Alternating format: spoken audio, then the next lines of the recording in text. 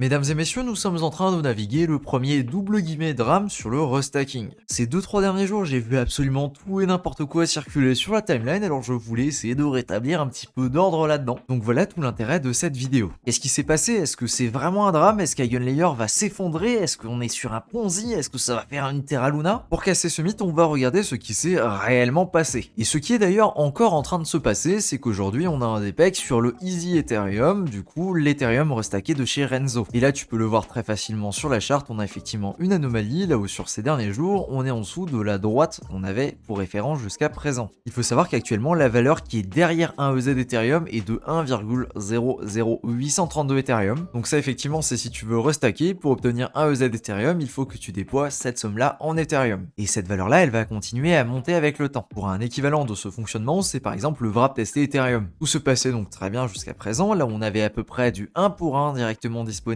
sur les échanges, sauf que aujourd'hui, comme tu peux le voir sur la courbe violette, on a effectivement un DPEG et on a quitté cette ligne directrice. Et en fonction des blockchains et des paires de liquidités, ça a été plus ou moins important, avec ici par exemple sur mode une mèche qui va jusqu'à 2500$, ou pire ici sur Ethereum sur Uniswap avec une mèche qui va carrément taper les 700$. Maintenant, pourquoi est-ce qu'on a ce DPEG? Est-ce que c'est la fin du monde ou normalement tout devrait rentrer dans l'ordre? Déjà, il faut savoir que ça coïncide à peu près avec l'annonce de l'airdrop de Renzo, donc le projet qui annonce à peu près ses conditions, qui annonce combien sera alloué à la communauté, etc. Et donc ce qui se passe quand il y a ce genre d'annonce, on l'a déjà vécu pour plein de projets, il y a les capitaux qui s'enfuient. C'est absolument pas un secret, il suffit de regarder, là on en est sur Parcel qui a drop il y a quelques semaines, là où au maximum du maximum un Parcel c'était dans les 185 millions de TVL, et bien ici un Parcel actuellement c'est 64 millions de TVL. On est quasiment sur un divisé par 3. Donc là ce qu'on est en train d'observer sur Renzo, c'est à peu près la même chose que ce qu'on a observé sur Parcel, sauf qu'on a un petit souci, c'est qu'actuellement si on va sortir son Ethereum de Renzo, et bien on ne peut pas. Ou alors on peut mais de façon très limitée. En effet, je vais te montrer directement la différence avec son concurrent le plus connu qui est Etherfi. Si tu vas sur Etherfi et que tu vas sur Stake Now, voilà, donc je viens de connecter mon wallet et ici j'ai mon Ethereum que je peux déposer en Etherfi si je veux, ou alors l'inverse, je peux également faire un withdraw,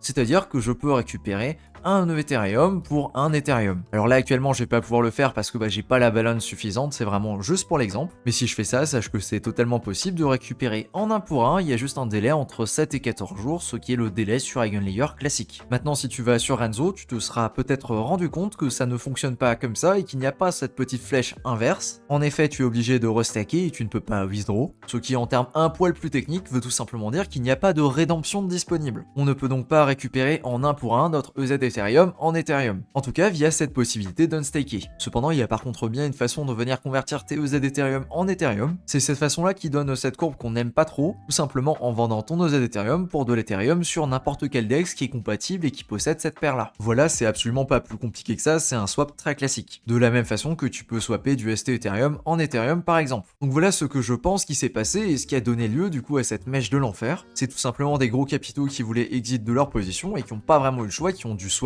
Donc il y a eu un premier effet assez important sur le marché. Et donc si on dézoome vraiment beaucoup dessus, on voit qu'on a une amorce de chute avec une chute qui devient de plus en plus violente avant d'être complètement rachetée. Enfin presque complètement. Ce qui s'est probablement passé en dessous d'un certain seuil, c'est tout simplement que des gens se sont fait liquider. Ici je vais prendre l'exemple sur Mode parce que c'est celui que je connais le mieux, mais sache que c'est exactement la même chose sur les autres blockchains. C'est juste qu'à la place d'utiliser Ionic, eh bien ils vont utiliser d'autres places de marché qui vont prendre en charge du coup le Z Ethereum. Ionic, pour ceux qui ne sont pas au courant, c'est tout simplement du lending borrowing, donc c'est l'équivalent d'un AV. Et sur Ionic, on peut venir déposer de l'EZ Ethereum et on peut venir emprunter de l'Ethereum ou n'importe quel autre LST qui est disponible dessus. Une boucle classique qui a vraiment pas mal été remontée sur Twitter, c'était de déposer de l'EZ Ethereum, de venir emprunter de l'Ethereum, de swapper cet Ethereum en EZ Ethereum, de venir reprêter cet EZ Ethereum, ou ensuite emprunter de l'Ethereum, le swapper, etc. Tu as compris la boucle. Alors le truc c'est qu'effectivement ça fonctionne très bien, ça permet de gagner masse de points à droite à gauche, sauf qu'il y a une contrepartie qui est assez emmerdante, c'est que tu peux te faire liquider assez facilement si tu fais ça. Il suffit qu'il y ait un DPEG, typiquement celui qu'on a vu il y a 2-3 jours, pour qu'au final ta position se fasse automatiquement vendre. Le truc c'est qu'il y a énormément de monde qui a fait ça, et donc il y a peut-être une première position qui a été vendue ici, mais en fait en vendant cette position, ça a fait baisser le marché. Quand le marché baisse, il y a peut-être d'autres positions qui étaient un petit peu mieux défendues qui vont également tomber avec, et ce jusqu'à ce que il y a tout simplement plus assez de positions pour tomber et que l'offre à l'achat est plus importante que ces positions qui tombent. C'est donc notre fameux effet domino qu'on peut voir juste ici. Les conséquences sont donc vraiment pas très sympathiques pour les gens qui ont fait du levier de façon vraiment très importante là-dessus, et malheureusement pour la plupart je pense qu'ils ont dû perdre une grosse partie de leur capital qui était posée sur cette stratégie là. On le répétera donc jamais assez, ce genre de stratégie c'est effectivement de l'effet levier, et Et malheureusement, un dépeg de ce type-là, c'est le genre de truc qui peut totalement arriver. Il y avait d'ailleurs eu exactement la même chose sur une échelle bien plus petite au moment de l'annonce de l'airdrop d'Etherfi, donc du coup sur le Ethereum, mais par contre on était plutôt sur quelque chose qui était de l'ordre de 2-3%, alors qu'ici sur Kim on est carrément sur du moins 15%, quand c'est pas sur Ethereum, là où la mèche va vraiment taper très très bas, là où elle va taper les 700$. Et on a donc un EZ Ethereum qui vaut 0,97 Ethereum, alors que ça devrait valoir quasiment 1,01 Ethereum. Maintenant on arrive à la question que tout le monde se pose, c'est est-ce que c'est la fin du game? Est-ce que le EZ Ethereum va s'effondrer et va faire une Luna? Ou est-ce que c'est rien de bien méchant, c'est un truc qu'on a déjà vu et voilà, ça va bien se passer? Ici, avant d'aller plus loin, je précise très bien que je ne suis pas conseiller financier, absolument pas, et donc que je vais me contenter de partager mon opinion sur la situation. À toi donc, avec tes connaissances et tes propres recherches, de te faire ton propre avis là-dessus. Le truc aujourd'hui, et si tu as écouté la vidéo, tu l'auras bien compris, c'est tout simplement que la rédemption n'est pas en place. On ne peut actuellement pas unstaker son EZ Ethereum pour de l'Ethereum. Là, tu vas peut-être me dire, mais pourquoi? Parce que tout à l'heure, je t'ai montré l'exemple, et par exemple, sur Etherfi, c'est quelque chose qui est totalement possible. Ici, je pense qu'on est dans une situation qui est relativement complexe. Pour que tu comprennes un petit peu mieux ce qui est en jeu, je vais te montrer la courbe de Stone et de son Ethereum qui était déposé dessus. Stone qui aujourd'hui est encore un LST et du coup pas un LRT, mais pour cet exemple, on va admettre qu'on est sur quelque chose de très similaire. Donc là, on voit que la TVL explose, elle se stabilise, puis elle recommence à monter, voilà, tac, elle atteint un sommet aux alentours de 350 000 Ethereum déposés, et au malheur du jour au lendemain, elle s'effondre et elle vient taper les 200 000.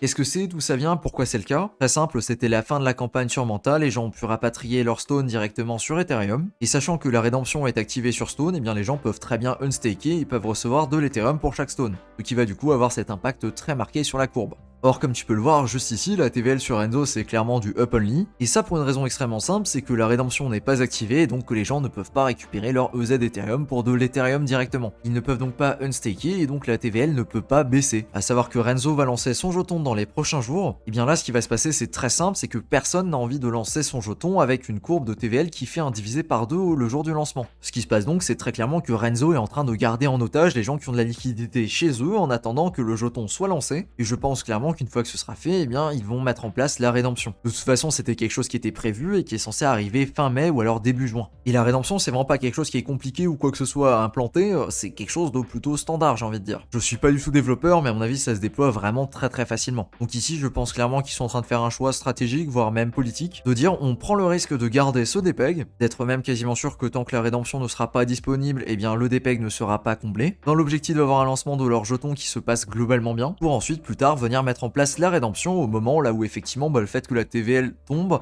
ne soit pas si important que ça pour la valorisation du jeton. Voilà donc ma théorie là-dessus. Et si je voulais aller vraiment chercher encore un poil plus loin la petite bête, je vais pas insinuer que c'est fait exprès, mais eux savent très bien s'ils peuvent activer la rédemption ou pas. Ils savent très bien qu'ils ont juste à appuyer sur un bouton pour faire en sorte que la rédemption soit live. Et donc si j'étais vraiment du côté obscur de la crypto, je dirais que peut-être qu'ils pourraient même en tirer avantage à ce niveau-là. Je n'en dirais pas plus par rapport à cette pensée, je dirais juste qu'ils ont un avantage asymétrique par rapport au retail sur ce sujet. De mon côté, on reste donc sur un sujet que j'avais déjà abordé, là où j'avais dit que pour moi Eigenlayer c'était pas une problématique en soi, mais par contre que je ne serais pas étonné qu'il y aurait des problèmes qui submergent au niveau des LRT, et bien là effectivement on est typiquement là-dedans et on est donc sur un incident au niveau du LRT mais pas de Eigenlayer. Ce n'est absolument pas de la faute d'Eigenlayer si aujourd'hui un LRT qui a construit sur Eigenlayer décide de ne pas mettre en place de rédemption. Et c'est également un scénario que je m'attends à voir se rejouer sur d'autres LRT qui ne prendraient pas en considération le fait de mettre en place une rédemption. Et ce au moins avant les annonces qui pourraient donner lieu à des ventes massives, typiquement le lancement d'un jeton de gouvernance. Voilà donc pour mon avis sur la question. Merci à toi de ton attention sur cette vidéo et sur ce je te dis à plus pour une prochaine.